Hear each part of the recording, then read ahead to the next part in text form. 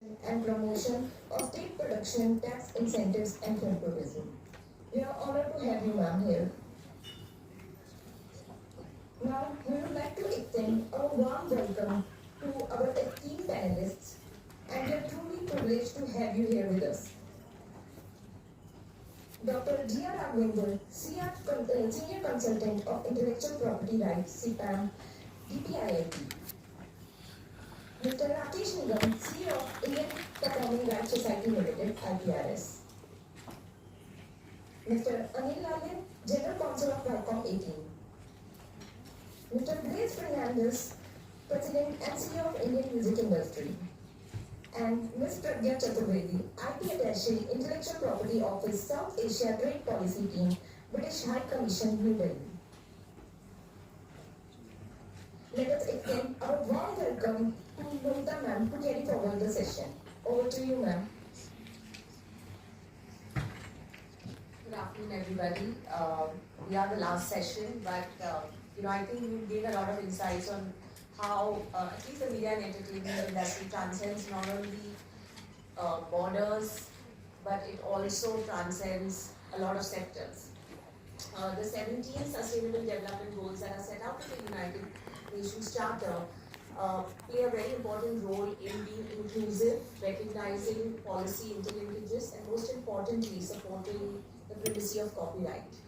As our earlier speakers have indicated, copyright is the 9th Sustainable Development Goal and is the heart of this creativity.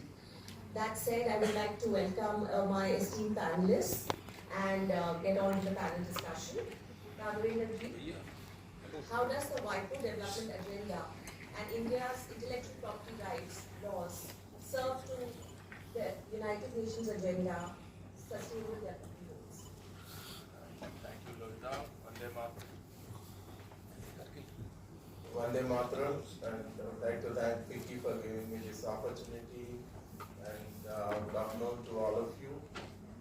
And WIPO Development Agenda came into existence in 2007 with the efforts of the Brazil, Argentina initially, and India. India also jumped in as one of the developing country, which was very much required to focus on the IP creation, promotion of innovation and protection, which have to help overall sustainable development in the developing countries and least developing countries, especially promotion of MSMEs, startups, and mostly the awareness of creativity and innovation.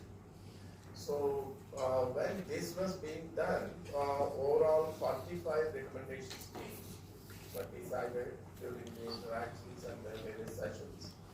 And these 45 recommendations were divided into 6 clusters. So why WIPO announces World IP Day, and we all celebrate on 26th April because the existence of WPO came into being in 1970, 26th April. It was established. Of course, it took a different form from the already existing BIPRI, the Union for International Bureau for Protection of Intellectual Property Rights, which was constituted in 1886 with the birth of Berne Convention, because there was a Berne Assembly which the Berne Convention talks about the member states to be handled and continue. For that, a body was needed, and later it transformed into the bigger IP agency of the United Nations when the United Nations were put in place in 1945. Of course, this body was set up in 17 because its birthday is World IP Day. And whereas United Nations Development Goals were finalized under the umbrella of United Nations, the 17 goals were decided only in 2015, and the deadline has been given in 2030 to make the countries sustainably developed in various points which have been the speakers before mentioned. The most of the important which are relevant for the copy copyright, that is the goal which everyone is talking about the education. So education, that is the quality education SDG 4, that is very, very important. And copyright law, as per the general principles mentioned in the Article 7 and 8, the obligations of the trades, which balance that the rights of roads and also the public interest, and provide provision of education, access to information, knowledge is important. So during the 2012 amendment also, considering the moving from the physical to digital education, the online education systems, the copyright section 52(1)(I) was introduced with a slight amendment to the existing H, which was clearly supported in the not only the Justice Enlaw's judgment, which was appealed before the against the Delhi Court of Law judgment, which he wrote, supporting the all education exception sharing of course materials. Justice Nanda Jog bench also supported it. Another important thing, access to education, is the again 2000 amendments, which in section 52(1)(z)(b) becomes upon for all the member states filed in the Marrakesh Treaty in 2013, where India exported provisions which helped the member states to drop the various provisions of the Marrakesh Treaty cellular minimum standards, because specially formatted copies which have been made to be available to the visually impaired and disabled, because Braille language only the physical system, they can read the book, physical books, but specially formatted copies is the important one, accessing them, cross-border exchange happening, and these are all important things we address in the Marrakesh Treaty, access to works for the disabled. I remember when Prime Minister Modi took over in the first time in 2014, and 2015 he called the senior officers meeting and then divided chance against various groups. I was in a group where I was lucky to be asked by him to tell my views on the policy making. I was the second person to tell. I stood up and said that, India introduced section 52(1)(z)(b) exceptions for the visually impaired and disabled, and we exported this to make a Marrakesh Treaty access to published books for the visually disabled. But unfortunately, in the ground, this needs to be implemented, and this should get into the education policy as well. And finally, the education policy 2020 included this access of knowledge and education visually disabled. And Department of Disabilities have introduced various schemes which help the disabled access with the help of DISE formats and DISE India, which key role in access. So apart from that, and another SDG is the create decent work and economic growth. Here, copyright law basically we suppose the creative industries, whether the publishing industry or the music industry or the film industry, including software industry, and the copyright law provides the encouragement by protecting their work so that the continuous growth and employment will provide economics of success to them and also the contribution to the GDP. And another important is industry innovation SDG 9. Here, when TRIPS was happening, Article 27 talks about the patent shall be granted in all fields of technology, include the ICT and software.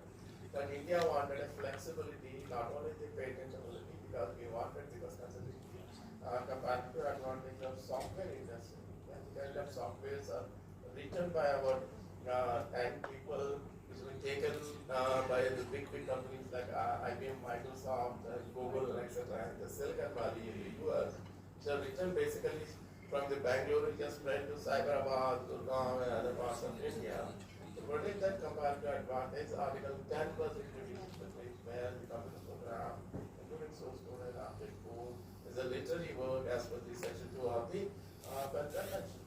And then Article 10.2 said the databases, computer databases, digital databases, only original databases which have been written in any form, any manner, with the selection and arrangement, that is the only originality, the definition which Ben talks about, that introduced, that has changed the entire, the software industry contributing to India, because software has become part and parcel of all the sectors, whether it is the music industry, streaming, the broadcasting industry, streaming, Netflix and happening and all that.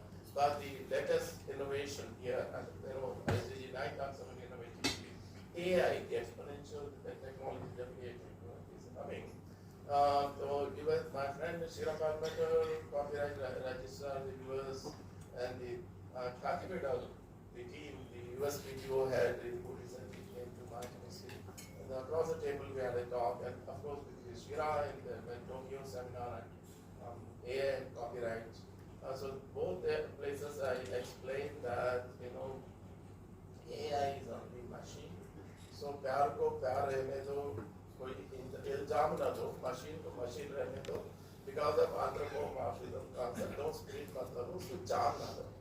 So don't take away the human ingenuity, because innovations and creativity is a mode of the mind.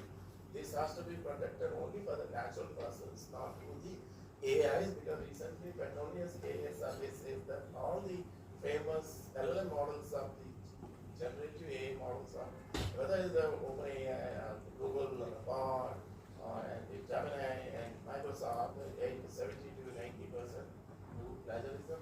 There is no originality. When convention says, the behavior introduce the free stuff test, and all the exceptions, whether it's a fair use model, the viewers, fair living of the Commonwealth, including India and exceptional legislations, allowed only from the lawfully made available copy. I go to bookshop, buy a book, then only my personal or a music CD or download illegally, I do the subscription online, then I'm getting a legally made available copy. From that, all the education, research, private, personal, library, archives, all exceptions come, including news and advertise, but not the way AI is scrapping and doing data mining illegally without permission. So these are all not allowed, because the copyright, whether TRIPS provisions or the Copyright Act provisions have been put in such a way it promotes creativity, innovation, and the economic growth, employment, and the grooming of these industry creativities, whether publishing, music, software, broadcasting. So I just stop here and then come back and you ask the question. Films and music continue to inspire people to take action. They help spread awareness and also evoke emotions. Blaise, how do sustainable development goals stack up for the music industry? Thanks, Marita. Interesting question. Let's start with the SDG number 1, no poverty, poverty eradication. A survey done by the economic think tank based in Delhi called ICRIA actually brought to the notice that there are 14 million people who are employed in the unorganized sector in India. Now, who are these people? They could be the DJs who probably play at the local wedding or at the local mandap, the brass band people who play at various events, from inauguration of a shop to a political rally. They could be the ordinary hawker selling flutes and playing those melodious flutes privately. So, in terms of, that's a very big number. Just to put numbers in perspective, the telecom industry, which is like runs into billions of dollars, $450 billion, actually employs around about a paltry 4 million directly. Okay, and the textile industry, which is the largest employer in the private sector, is around about 450 million.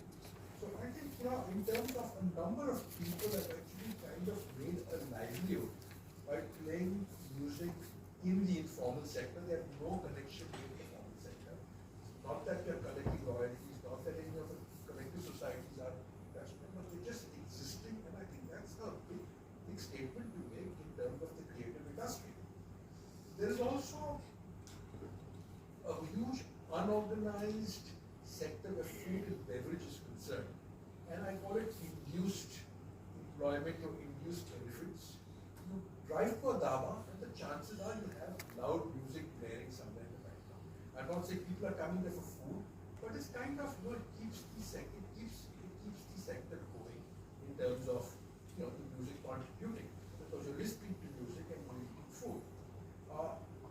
Pubs, bars, play music, also employ a lot of part-time workers. So if you probably go from a Monday to a Thursday, they probably have about staff about say 6 to 10. Okay, but you go on a Friday, Saturday, Sunday, or day before a holiday, or Diwali season, Christmas season, suddenly you've got like a huge spike in employment of part-time workers, and people are coming there for food and beverage, but they're also coming there to shake a leg and talk to listen to music. So I think in terms of poverty eradication or poverty, I think there's a big contribution there. The second is SDG 3, good health and well-being. And this, I think, came out very, very strongly. Everybody knew that music is good for mental health. Everybody knew that when you go to a gym, you're listening to your music. Everybody knows that when you're doing yoga, you're listening to meditation, you're listening to music. But in COVID, it came out very strongly that music actually contributes to mental health.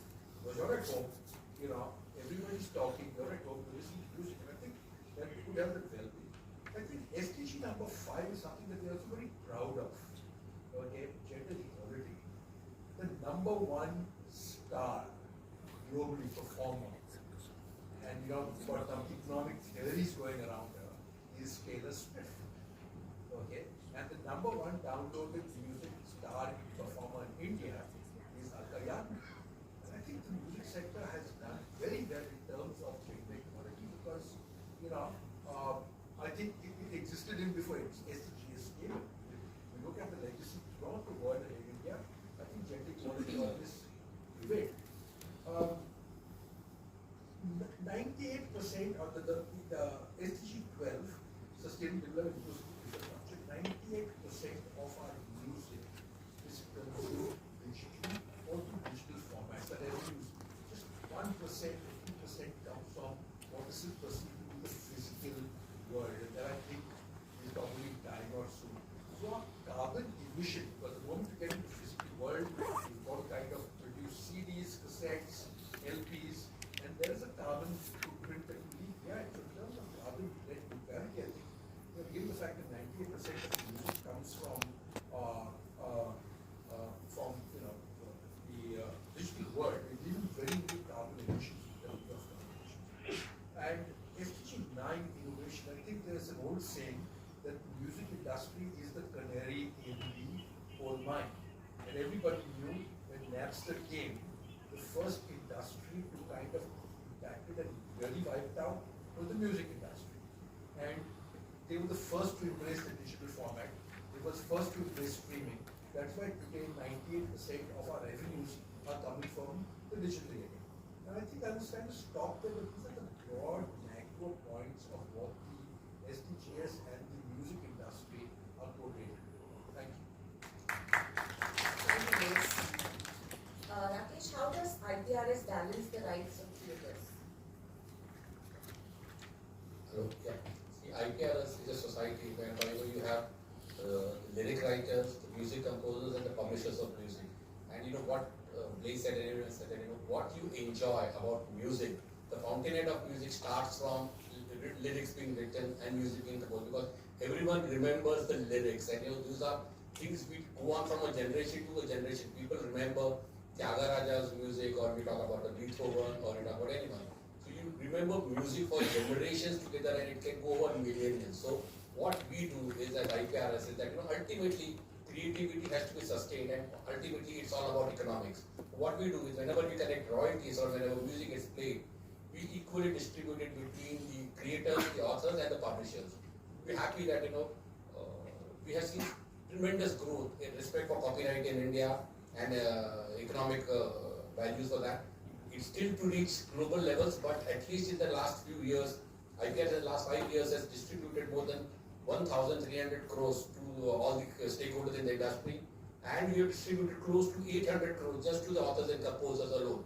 So it speaks that they can actually concentrate on creation of music, so that they are less burdened that how to run their kitchens.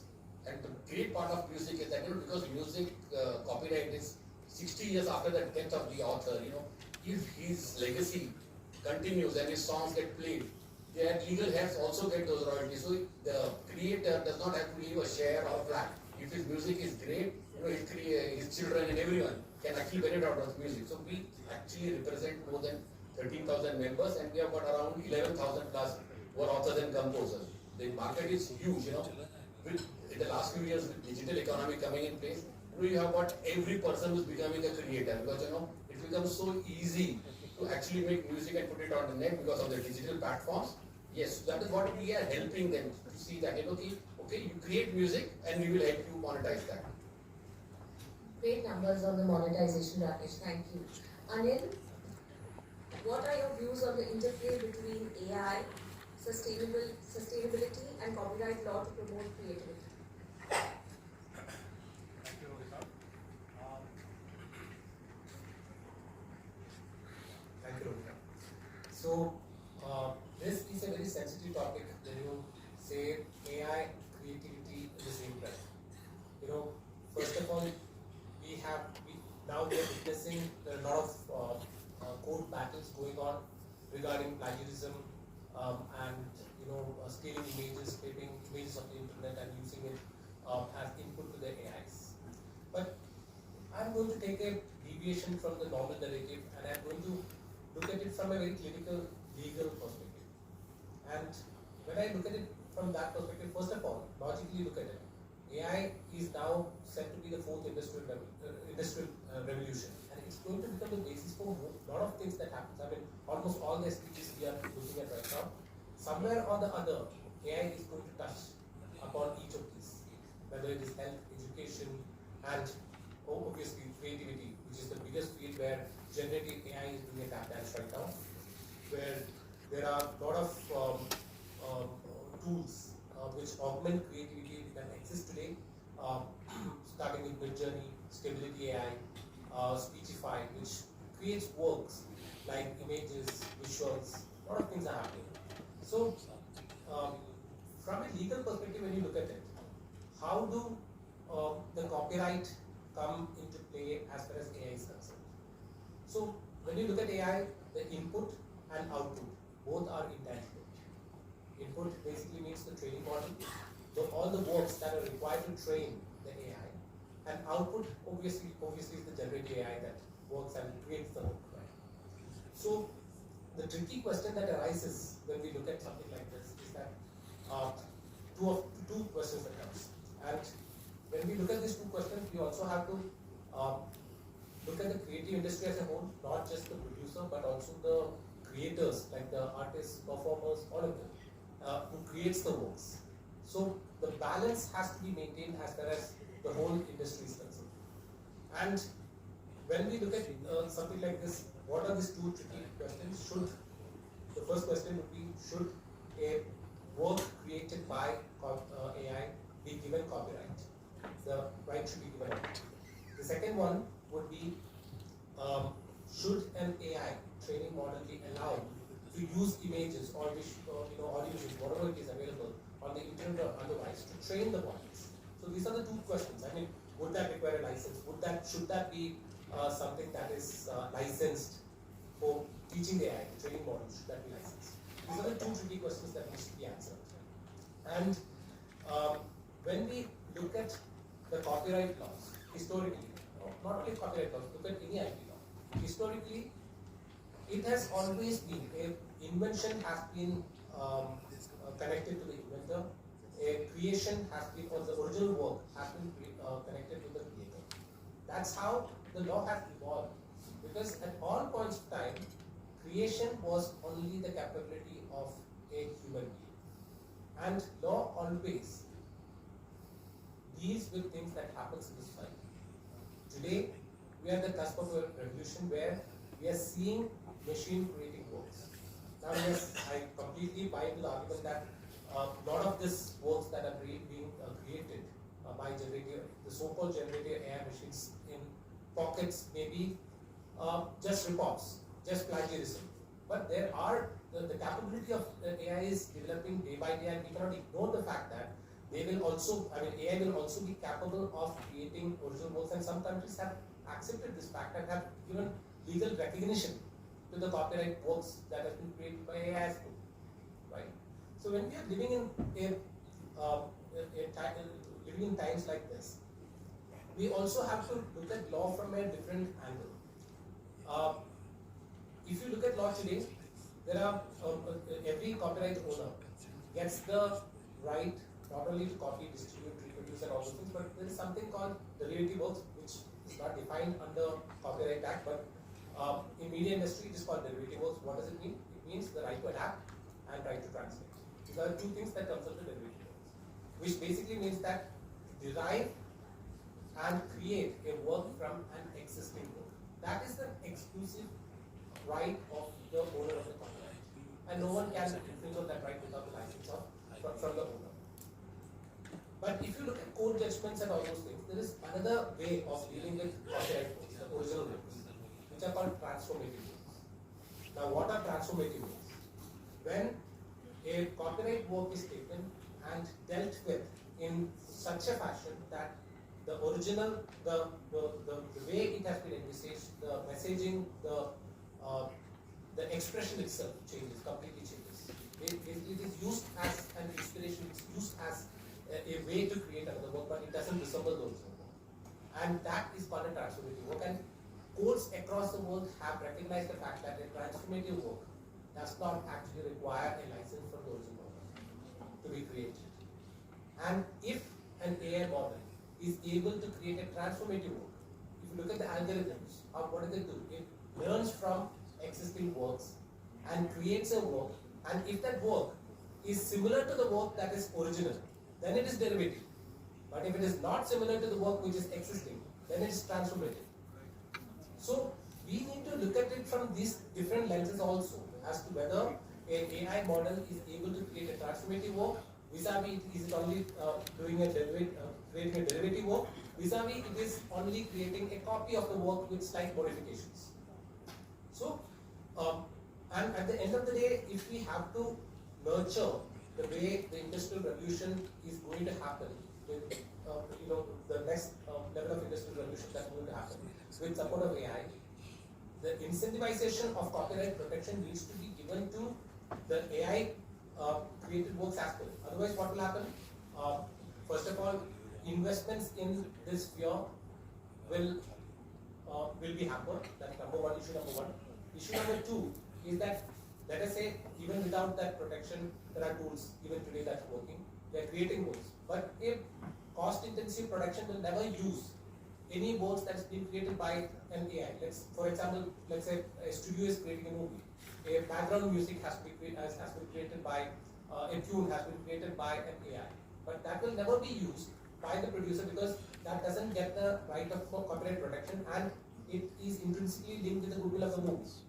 So things like this also needs to be taken care of, and I think the interplay between copyright and AI lies in this very answer, and the way the legal framework has to evolve in a way to handle and distinguish between derivative work, copying, derivative works and the transformative works, and affording a kind of copyright protection to the works created by AI which are transformative works, and maybe creating a licensing model as well as a fair distribution model for anything that is derivative or derivative works which are created by AI. Thank you, Anil. Pragya, what is the British High Commission's view to foster a conducive environment for copyright industries to thrive, and also, as Anil earlier said, how do we really create a framework where we're not stifling innovation but at the same time upholding the principles of copyright? Thank you, Lolita, for the question. And thank you, Vicky, for this so Lolita, speak from the point of view of We're not able to hear you, ma'am. We're not able to hear you. sorry? We're not able to hear you. Okay, sorry. A little louder. Can you hear me now? Yeah. Okay. So yeah, I was saying let's speak from the point of view of the British High Commission as well as UK's IP office here in India, which I represent. And also from a wider UK government point of view. So the creative industries are actually very central to the work that we are doing here in India, and it's reflected in a lot of long-term vision and strategy documents. One of them is a creative industry sector vision that I'll elaborate upon. So this vision, it's not India specific, it applies across the world. So wherever we have a UK government network present. And it highlights how the creative industries, first of all, are through British success story, how music, film, theatre is part of day-to-day life. And it's the same here in India, so there is that shared connection. It highlights, while being an integral part of the culture, how creative industries also add a lot of value to the economy. I was just getting some statistics, and the creative industry as a whole, it plays a key part in driving the economy. It contributes 108 billion every year, so that's the revenue that it generates every year. It employs over 2.3 million people in different parts of the industry. So that's a phenomenal part where the creative industries play in driving the economy. And also at the same time, the growth of the creative industry has been more than 1.5 times more than the other sectors, which in itself represents a great success story. So what the sector vision does, so it came as a result of a review exercise last year that identified the creative industry sector as one of the top 5 in the private sectors to invest in. And it contains a personal commitment from the Prime Minister to invest in the growth of creative industries. It includes a pledge of 1.57 billion GBP in a recovery fund for creative industries. It sets out the ambition of the government to grow the creative industries, and then sets out certain goals and then how they're going to be achieved. As I said, the vision is actually to realize the enormous potential that the creative industries hold, because even after all its contribution, the strategy itself says that the creative industries still remain very underappreciated, not as supported as they should have been. As part of the vision document, the goal is to add a further 50 billion pounds in value by 2030, and to create an additional 1 million jobs. And before I come to these goals, and there are several of them, about 20 or 25 of them, I'll just cover a few of them. But before that, I would like to highlight how the UK government also recognizes the part IP plays in the growth of creative industries. And it was actually one of the first definitions of the creative industries that was put together.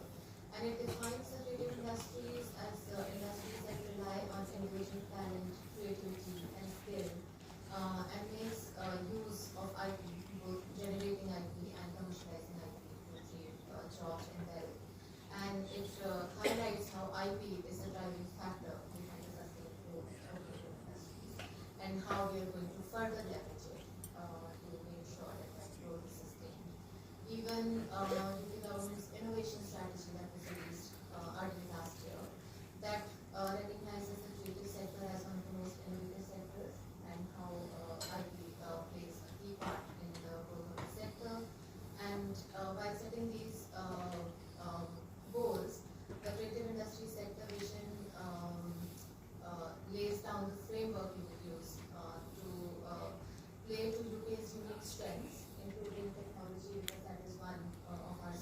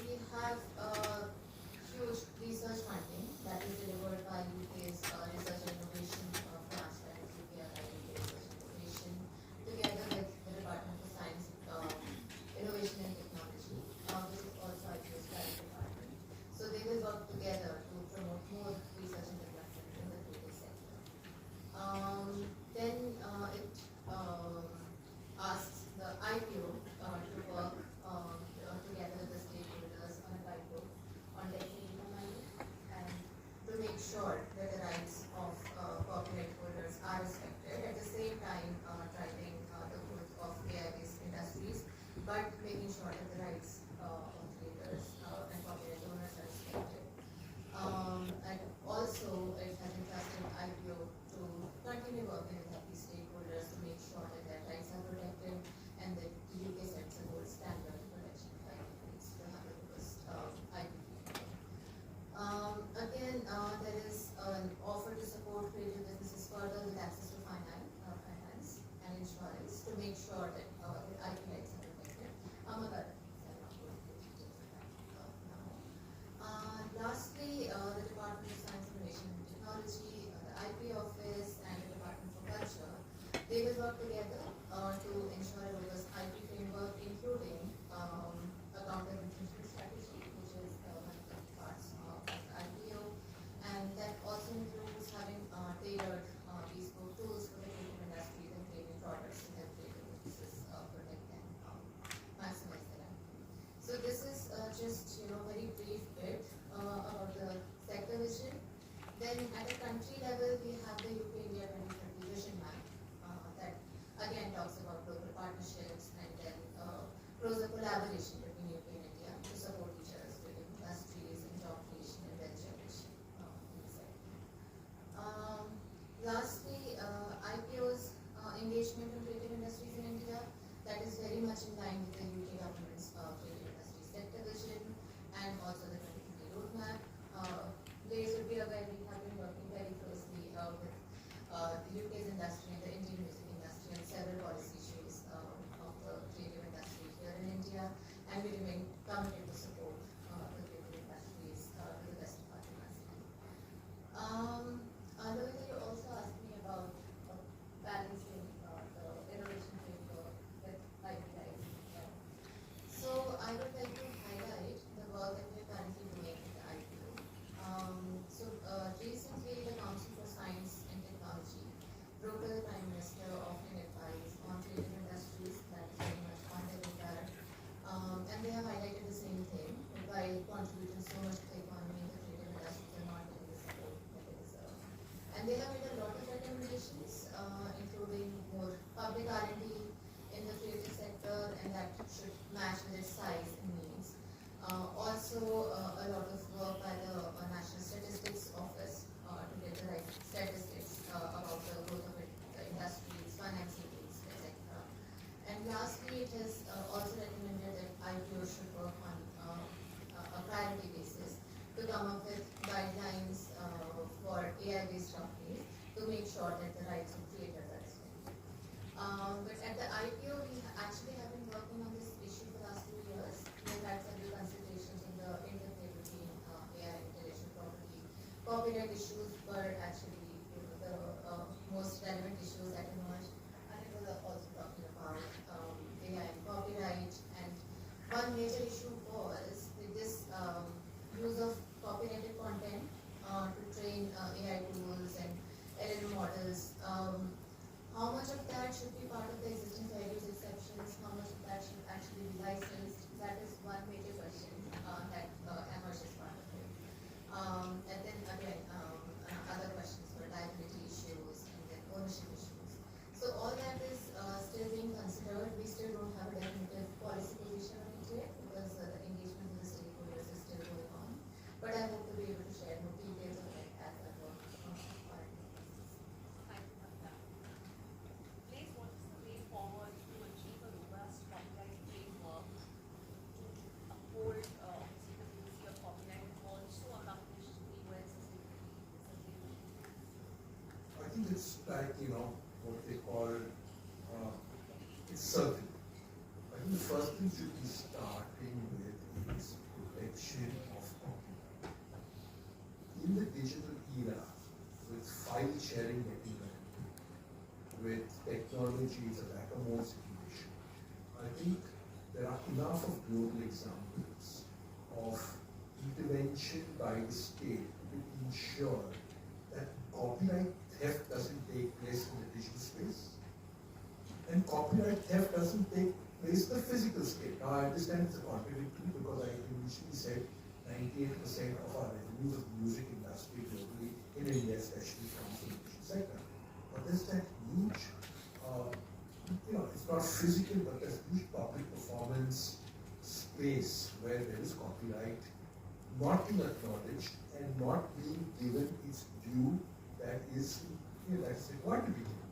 It's there in the law, and enforcement is becoming a challenge. So there's huge leakages both in the B2B sector and the B2C sector. I think once you can plug those leakages, there's going to be enough of revenue to replow back into the industry for further innovation, for further music creation, for looking at even other genres that can be invested in. So I think that's the first point, plugging the leakage. The second is, I think it's time also to look at statutory licensing from a new lens. When it was introduced, radio was a very nascent industry. Today, radio is a 3,000 crore industry. The music industry is 3,000 crores. And the rates that radio is playing for music is the same as they were playing, if not less, because if you actually look to the maths, if you're one person, they're actually paying for less. So, is statutory licensing still relevant? That's the first part. The second part is radio doesn't recognize a set of rights, which is alarming. So I think at the end of the day, if blue chip companies are not going to recognize rights, if blue chip companies are still going to kind of hide under the shadow of statutory licensing and wants it, and they want now it extended to other forms of, in the internet services. I think, in the year 2024, I think this is talking about things that are antiquated. And I think a lot of the antiquated laws need to be relooked in today's circumstances. Thank you. I just want to jump in to answer what my brother said. The reason why statutory license has been introduced, despite compulsory license was there, another opportunities of growth for the seekers, content seekers.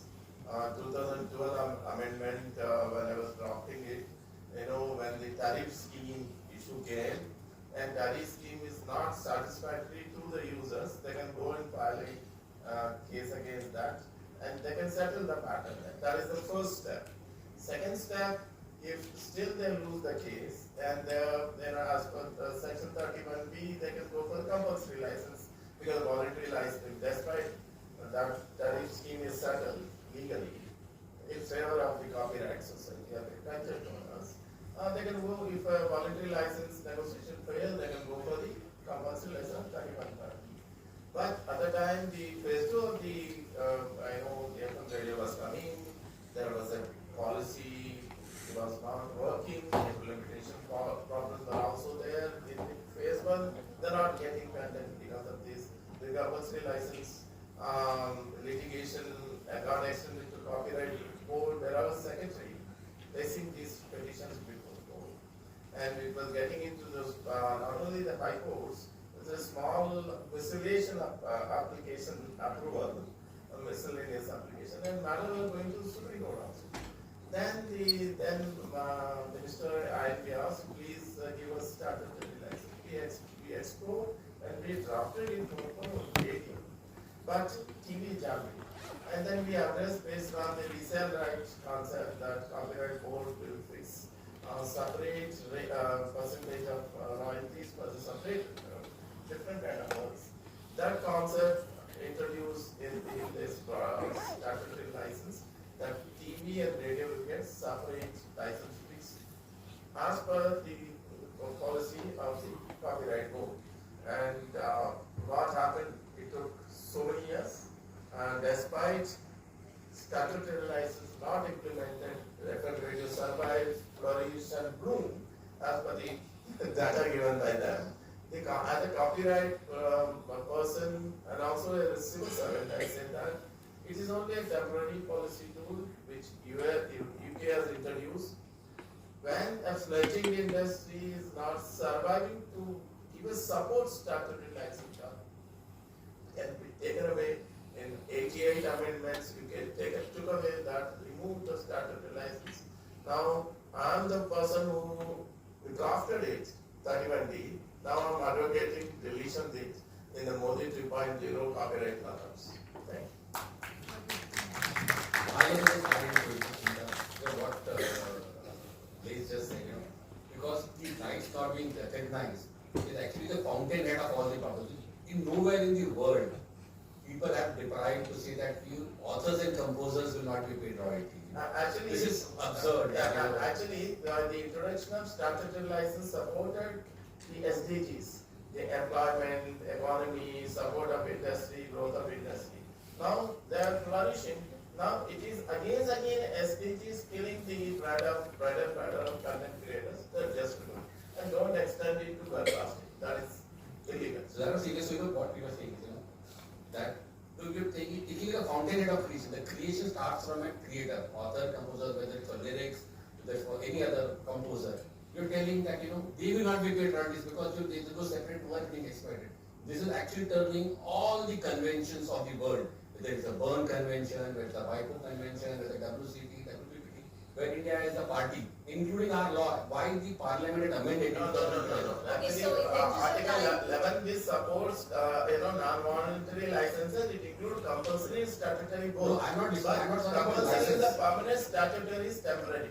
That's No, I'm not talking about compulsion. I'm taking authors and composers not being recognized, not being given royalties, not just by, as he said, not just the blue chip companies, huge mega corporations. They said, okay, they exploit work by saying no royalties to the creators. So yes, but he did mention that that's exceptional now. My next question is for both Pragya and Rakesh.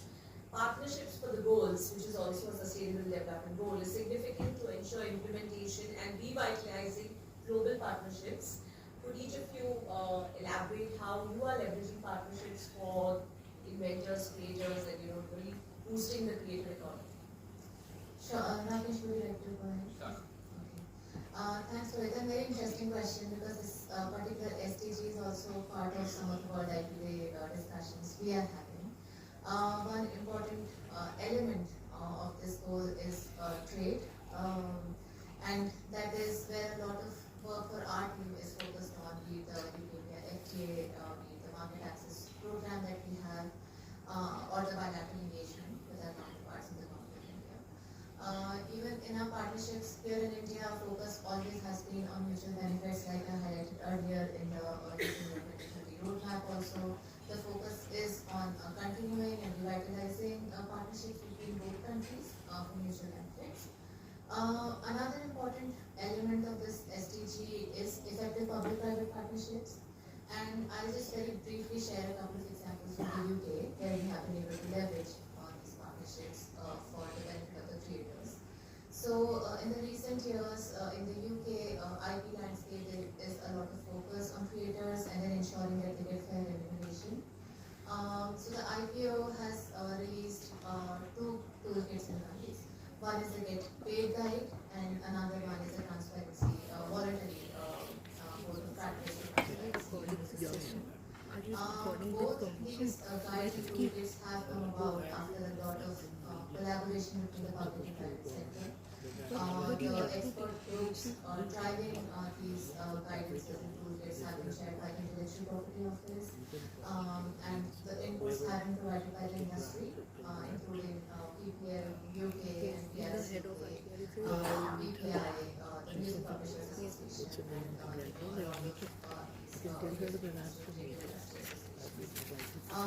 the Get Paid Guide, for example, focuses on making sure that the creators are getting their fair share of remuneration and they have all the data, because that's what underpins copyright. Directly, that is important to make sure that we are able to raise the ownership, the remuneration, and all the rights, whether it's streaming, recording. So it makes sure that the creators have access to all the data, and it's not just for new creators, it's for new, existing, as well as established creators, and it establishes a step-by-step framework to make sure that they're fairly remunerated, that they have access to all the information we need to make sure that happens. And then again, the transparency code is focused. In fact, it delivers the commitment by the industry to improve transparency around licensing and royalties related to music streaming. And again, it aims to make sure that the creators are getting fair royalties for use of their music in music streaming. So these two are very effective examples of this public-private partnership where all the stakeholders involved draw upon each other's other and work towards common objectives. And even in our engagement in India, the approach remains the same. But of course, at the same time, the solutions can be different. I'm not saying that it's one solution that should work for every market. So even while working in India, our focus is working on both sides of the stakeholders to seek solutions to problems which are adapted for this market and this environment. So yeah, that's what I wanted to share. Yeah. And also what you're doing during the COVID pandemic was good. What we did that during the COVID crisis, a lot of authors and composers, those who were less fortunate, did not get royalties. So, as a policy, what the company decided that, let us give them out, these creators, a minimum amount of royalties. So, during the 2.5 years when COVID pandemic continued, we gave them around 12 to 14 crores of royalties to the lesser privileged. Around 4 to 5,000 authors and composers that paid royalties, which amounted to around 14 crores. So, we gave to them. And after that, also, we have started initiative that, whenever any author composers requires any money for medical help, especially for medical help, we give a certain amount of money to them for any hospitalization for medical. In the last 3 years, we have disbursed around 1 crore of rupees just towards them for medical help. So that, these authors and composers can sustain themselves. See, the larger authors and composers who are more successful can afford to do a lot of things. But the bulk of the creators are actually lesser privileged. So we thought that as a company, as a society, we should take care of these creators long term. And public partnership is what we started, what we have done, we have done new things. We have collaborated with music institutes, with colleges, with companies like Dolby, and we taking learn and earn to the creators and to the students there out there. So that we say that, okay, what copyright is all about to the new age creators. Because if with music changing format and independent music getting more prominence, people do not understand what are publishing rights, what is the right between a literary and musical work, and what is the sound recording right. So we have started educating everyone that what is your right, who are you, what rights do you hold, and what rights you have to hold or which cannot be taken away from you. So the great thing, which the 2012 amendment cannot advance, and whether was a part of it, is that authors and composers can assign the rights, copyright, but they cannot assign the right to royalty. So a lot of people in this business do not understand, or the creators don't understand that they cannot assign, they can assign the copyright, but they cannot assign the right to royalty. So we are educating them. We are telling them, educating them that what is the new ways of monetizing of music, especially in digital music, where they do not know how digitalization or monetization happens on digital platforms. We explain to them how content needs to be deployed, who are music aggregators, what are music companies, what is their role, why they require an assignment. Because even if you assign your rights, they are still protected. That royalties will be shared with you. So this helps them to actually build confidence that okay, they can focus on creating those. What we have also done, I think the SDGs also, there's something called as the government has policy is neighborhood first. What we are doing in the neighborhood first is, because we became a development, we have been helped by other societies. We have started engaging with societies in our neighborhood. We are helping the society in Nepal, which is MRSCN. We have supported them with infrastructure for IT and training them of how to do licensing, how to do collections, how to do distribution. We are doing that right now with Bangladesh, with BLCPS, and we have a request from Sri Lanka also. So this is, we are also fulfilling what our government wants, that as a responsible copyright society, that we should also not just develop in India, we should also see, because a lot of Indian music gets played there and their music gets played in India.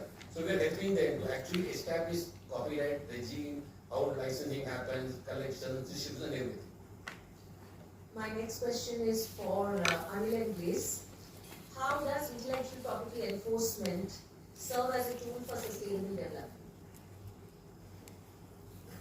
Yeah, so when you look at the SDGs, the main two things that stand out in this perspective is innovation and economic development. So copyright as a law itself has been introduced to foster innovation by compensating the copyright creator, the author, for a particular term, right? So that copyright, if it is not protected, then the way innovation will happen itself is getting affected. And not only that, in the creative industry, it affects livelihoods, it affects the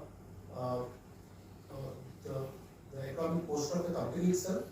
And of late in a recent study, I've been reading that in a year in India itself there is more than 309 billion Indian rupees, but 309 billion which is lost to piracy, and that is also causing a huge loss to the exchequer as well in the form of taxes.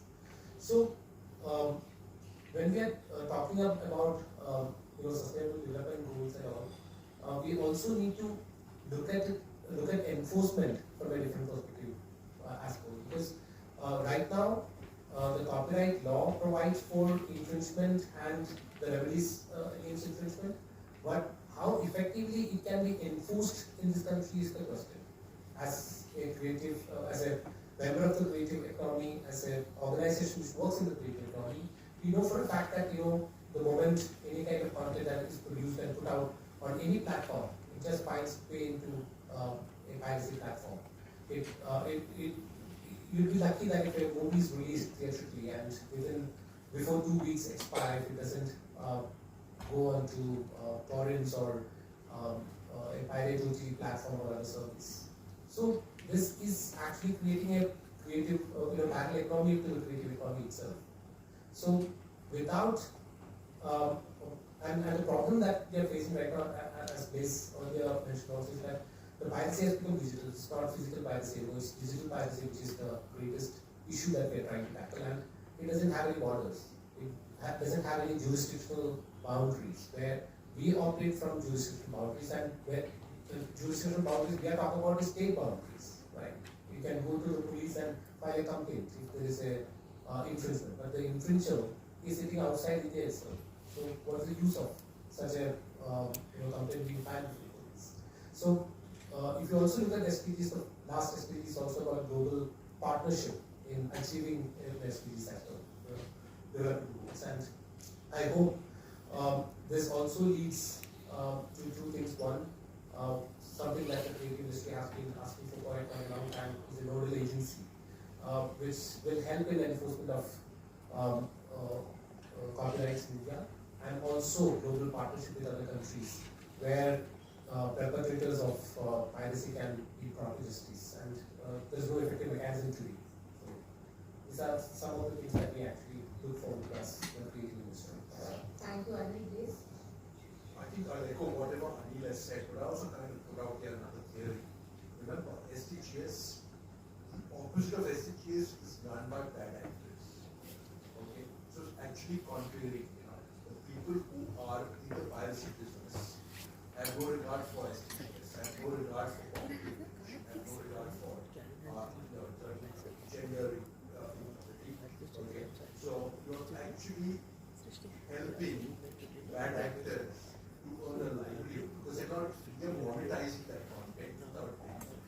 So it's actually contributing to it. It's actually private. I can't say more than that. Exactly. Last but not least, the UK has shown the way forward in terms of public-private partnership. We have one chapter in Bombay, but I think it would be nice if we could have that same chapters in the city, in the state. Thank you. Thanks, Blaise. So to conclude, my last question is to Raghavendra ji. So Raghavendra ji, you have heard our panelists, and as we are trying to make inspirations to SDGs, you kind of concur that there is a need to review the national idea policy. It was already reviewed, I think, in 2021. How do you envision policy 2.0, and what are the initiatives that will be taken so far under the existing policy? If you remember, Kavita went through those 16 minutes of the 5-year policy was introduced with the mode of creative India and innovative India, and it covered all the important SDG ingredients in the IPR policy. Whether it is a promoting the capacity building with awareness of intellectual property rights, not only in education institutions across these sectors, then about the enforcement, protection and enforcement after the international standards of various treaties and conventions India as a member, also make efforts to become more treaty members. Where India is not a member till now, but mostly copyright said we have become the internet treaty members. We have 2012 amendments not only cover the WCT, WPT, also we guided to finalize the transfer rights issue, which was the main issue problem. We exported that right to the civil rights and returning the Article 2 of the Beijing Treaty, and also we became a member. But the most enforcement part, the SDG 16, which talks about the peace, justice, and strong institutions. Here, as for the ease of doing business and which I was championing in the Department of Justice, post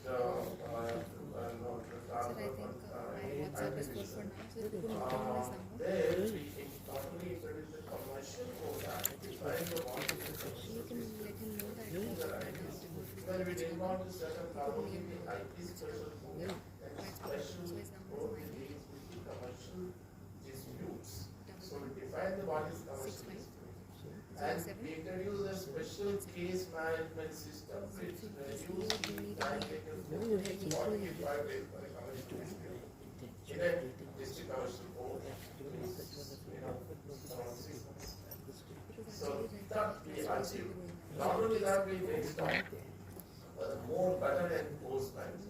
We introduced a new legal tool in 2018 amendment of the Commercial Code Act, that is the pre-institution mediation.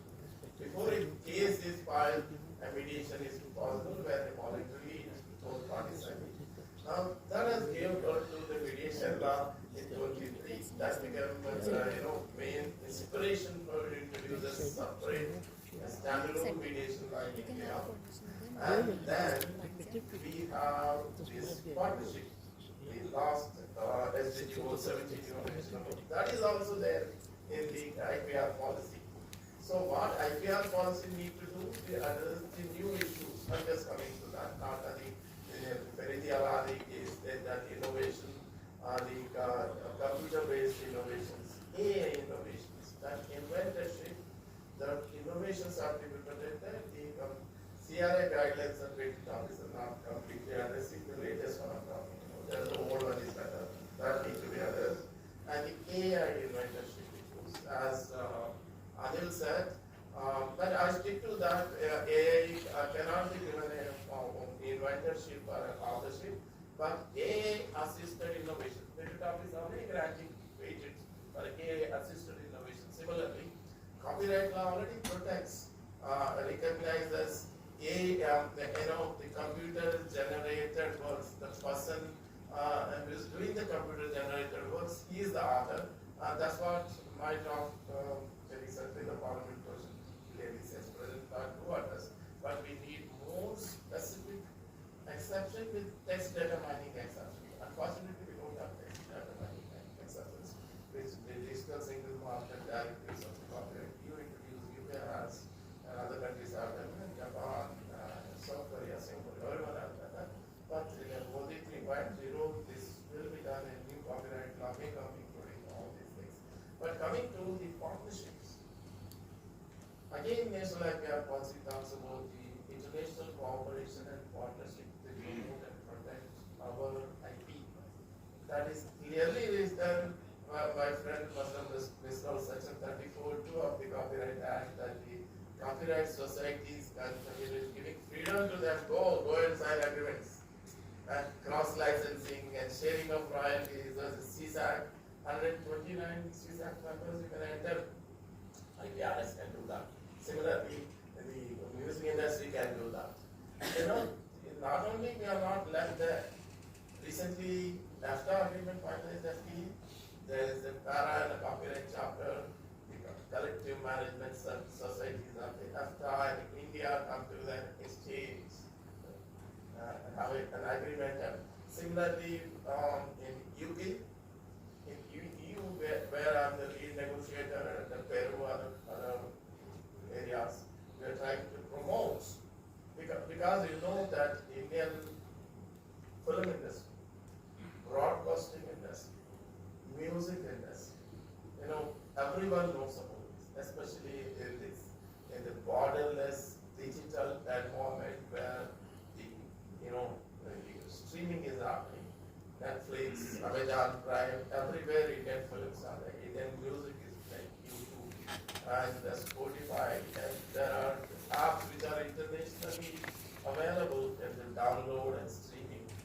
Then royalties are to be done. And there are many public performance physically. Indian music is played. And they may be sing license, they may be mechanical license. We don't know what mechanical license. Maybe correct royalties.